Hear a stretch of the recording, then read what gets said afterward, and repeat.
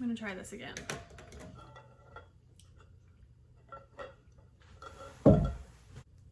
So you've clicked on this video because I told you to.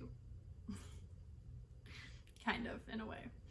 Happy anniversary, Dakota. If you clicked on this video and you aren't Dakota, hi. This is going to be a very lovey flashback going through the times video.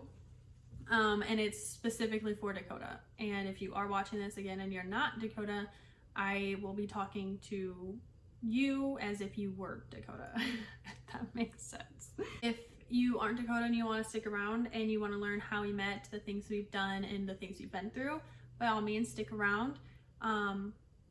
If you're not into all the lovey-dovey going through what we've been through, even though it's only been a year, then I would watch a different video of mine. But with that disclaimer, hello Dakota, I love you so much, happy anniversary. So I literally just did this video and I got cut off because I got a call, but like also it was all over the place, so I had to make notes this time. So to start off, we've been together for a year and it doesn't seem like that much, but I also feel like I have known you for so long. Our year went by fast, but even from the first month of us talking, I knew that it just felt real and like the best thing that I knew was going to happen to me. How we met is not a interesting story because we literally just matched on Tinder while you were home during leave, which I don't hate you for, but I promise you it was not the best option. It was not the best idea either, because when we matched on Tinder, we talked for I think only like a day or two. I wish I still had the messages, but I don't. And all I know is that you wanted to meet up. I didn't want to because I haven't met you or talked to you for that many days, but you wanted to meet up because you were leaving the next day to go back to Georgia.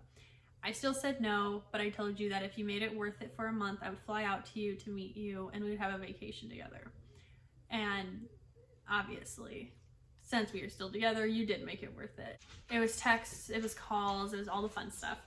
And I remember the care package for Valentine's Day, and that was obviously before we had met, and it got shipped back to me, which I was so upset about. It was so cute. I booked a flight to come see you on February 27th. And the flight was with me, a friend, and my brother, so that I didn't come alone. But after 3 weeks, 4 weeks, whatever it was that we talked, you ended up actually flying to me February 20th. Was it February 20th? Yeah. February 20th, you surprised me with your plane ticket to come see me for the weekend and, you know, meet family, meet friends, and go on adventures, you know, do fun stuff. So you actually booked a flight a week before I was going to come to you, and you surprised me with Red Wings tickets to go see hockey, and it was amazing. So February 20th, I had to go pick you up from the airport.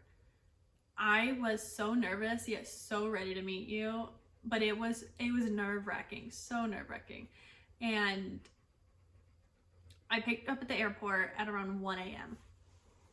and that hug was the most safest I've ever felt, and it was a good feeling. It was the best feeling, even though it was just us meeting. Like, it was such a genuine and safe hug.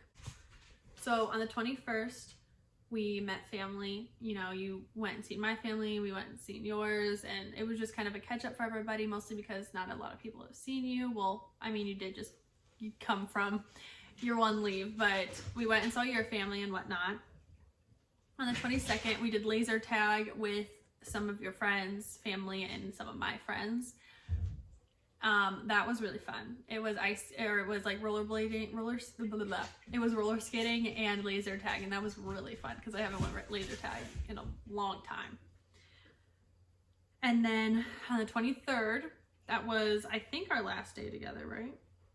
Our last full day together was February 23rd, and that's when we went to the Red Wings game. We met your mom up, or we went up with your mom on that day, and then went to the Red Wings game, and that was so much fun. Came home, went to bed, and the next day is when you left. So on the 24th, you went back to Georgia. For some reason, I was so upset, even though I literally flew back to see you 3 days later. So the 3 days later comes, and it is now February 28th. Yeah, February 28th is when I flew back to you. You picked us up, and that was when we went to Florida. We got an Airbnb up in Florida, and it was awesome. We went everywhere. It was in Jacksonville, I believe it was. I think it was in Jacksonville. I don't even remember what city it was. But we went to Florida and booked an Airbnb, and it was amazing. That night is when you asked me out, February 28th of 2020. And it was awesome. It was cute because you had the bear that I always use now, and the bear that I used during your deployment as my little cuddle bug since you weren't here. And it was cute. I think it was definitely a really cute way. February 29th, that next day is, I think, again, we were in Jacksonville, and that's when we went to the trampoline place. Why can't I think of what it's called? You know what I'm talking about. The trampoline place. We went there, and it was a ball. I've never actually been Sky Zone. That's what it is. Never actually been to Sky Zone before. So that was really fun. And then after that, March 1st is when we went to Savannah, and it was beautiful. We got there pretty late, but we just stayed in a hotel, and we got Five Guys, and then just kind of hung out the whole night. Then we went back to our hotel, went to bed, and then that following day was our last day together, March 2nd. And that's when we went and just sat in the barracks room for a little bit, just talking about how, you know, you have to leave the next day for deployment and it's gonna suck, but we got this. You know, we're committed, we're gonna be able to do this. And that day is the day that we left, and you took me to the airport, or you took us to the airport, and my heart was shattered. And to this day, I don't think the hug was long enough at all. I feel like our hug was so fast and not enough to last 10 months without you. But I can remember that horrible feeling that I had too, just knowing like I just met somebody that I feel like is going to be so amazing to me, and I have to let him go. And I know I cried the whole time on that airplane, and I feel like I probably made so many people think that I was either crazy or what was happening to me. But I got home, and it was hard. That's all I can say.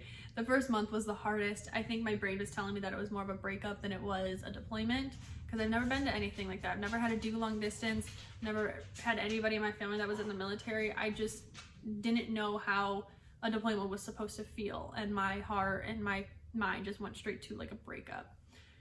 After realizing like, hey, he's coming home, you guys are still gonna be together, like telling myself to chill out, it was fine. I stayed busy, and I did as much as I could to keep my mind off of it, and also tell myself that this is still good and we're still good as a couple.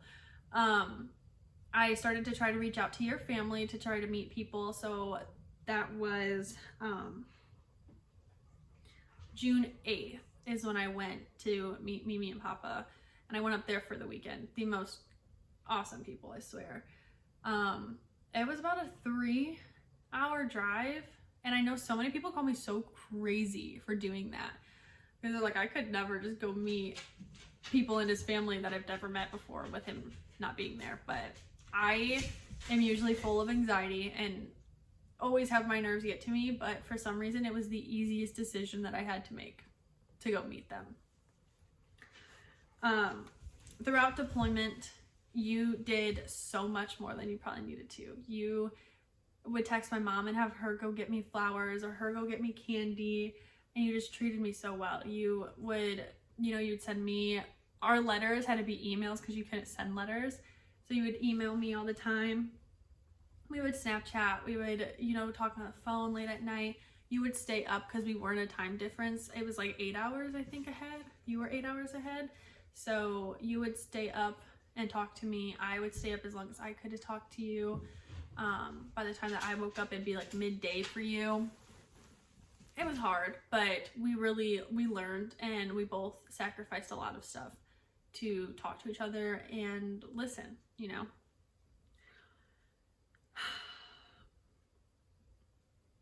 Then came December, and obviously I knew that the holidays were going to be the hardest too throughout deployment. Mostly the main ones, you know, Thanksgiving and Christmas, because that's the time where everybody's like with their family and you just want to be with the person that, you know, that you love. So I remember Thanksgiving was hard. I remember my grandma asking me about you and asking how you were, and I just like cried. I'm like, I don't even know why I'm crying. Like, he comes home next month, but it's just hard. And then December came, and we had a set date of December 30th of you coming home, which sucked that it was after Christmas, but it was okay because it was after New Year's, and that's all that mattered to me. I was like, I have one holiday with them this year. And so I figured, you know, December 30th is when he was coming home. And then December 23rd came, and you came home a week early. Even though everybody else knew in my whole entire family, and your family knew that you were coming home the 23rd, and nobody wanted to tell me. It was very rude. But December 23rd, you came home and surprised me. And it was awesome that we were able to spend the holiday together. We were able to go to my family's Christmas, my dad's Christmas, everybody's Christmas. We got to see people, and it was the best feeling in the world. It's the best feeling to be able to show you off in person and not just talk about you. That I think was the hardest thing, because I feel like a lot of people are like, oh, like, he seems to treat her good, I hope he really does. And I'm like, I can't wait to show you that he can in person. I can't wait to show you.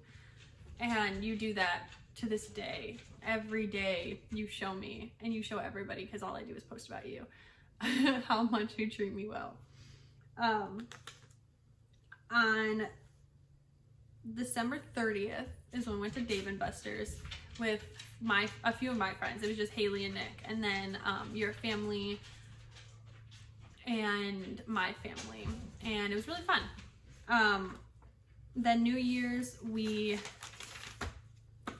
spent it at my house, and we were with Amber and Kay. We were able to, you know, make a big old, like, a cute little dinner and hang out with them for a little bit. And then by the time the ball dropped, we were in bed though, because we're lame and we didn't have any parties to go to, but I also just wanted to stay in bed. So that's how our New Year's went. January 3rd we spent with friends. January 5th we went bowling with Nick and Haley. On the 21st, January 6th we went and met up at my grandparents' house. That was the first time meeting them, and we just spent a couple hours there, because after that, we had things that we had to do. There was a lot of stuff that we had to do that, like, during your leave, but we wanted to just keep spending it with family. So we met up with them. On the January 7th is the weekend that we went to Mimi and Papa's, and it's also the same weekend that we got into the car accident, which was not fun at all. But we're all fine. So that's all that we can ask for. January 9th is when we went to see my grandma, and we were there for a little bit, hung out with her. And January 10th is when we moved. That following day at like 6 in the morning, we moved. I mean, give or take, I moved because you kind of have been in Georgia for years. It was my move 14 hours away from family. And it was tough, but also the easiest move, because it was with you, and I knew I was going to be sleeping and waking up next to you every day, and I knew that's what I wanted. So now it's, you know, that's where I guess we're kind of at. January 24th we spent for your birthday, and we did Topgolf. and now it is February 23rd today when I'm making this video, and I'm gonna have it all ready for our anniversary, and I'm so excited. So that's our timeline, and I hope that wasn't too much, but I kind of just wanted to give you an insight of all of it from my point of view. And all else that I have to say is you're just a wonderful person. Inside, out, all of it. You care for so many more people than yourself. You care more than... You are such a loving person, and you love everybody around you. You are never the bad guy to everybody. Like, you're amazing. You care so much about me. You care so much about my health. And right now, we are struggling a little bit because I don't have an income, and even without my income, and that we're still being like able to maintain all of our bills from yours, and we just still have nothing to our names other than, you know, our house and our bills, which is fine. We learn to appreciate it and know that maybe we're broke right now, but we're doing fine. We still have each other. We have our dogs. We have everything that we need. And you don't let me forget that ever. You still show me love more than anything. Every day that you leave, you always let me know, like, hey, I have coffee ready for you, or I did the dishes, I did all of these things for you. And it's just insane because I've never had anybody like do that for me. Like, I know that if I leave and for whatever reason the house is a mess, I know I'm coming home to a clean house because you were just amazing. Same with you. When you leave, you always know that if it's a mess, I most likely am gonna clean it. Our relationship is such a 50-50 that it makes me so happy. If for whatever reason I'm at 30% that day and I just can't do it, you always pick up the remaining of mine. And I couldn't ask for anything better. You shower me with love, like all the time, with kisses, with hugs, with massages, with anything. It's just amazing with you. I don't want to make this video too long, and I know it's going to be really long, but I really just have to say I love you. You are everything to me. I hope that you enjoyed listening to my going on about how we met and everything we've done until this day, and how I would never do this for anybody else. And I will continue doing this through everything that we have to go through. And I love you. And I hope your day is good, and I hope after you watch this, you're good. And I want you to know that I'm so proud of myself for not bawling my eyes out this whole video, because I thought I was going to, but I didn't. And I also think it's because I already took one and I already kind of started crying during that one. So, happy anniversary, my love. I love you so much. If you aren't Dakota and you're watching this, thank you so much for sitting through this.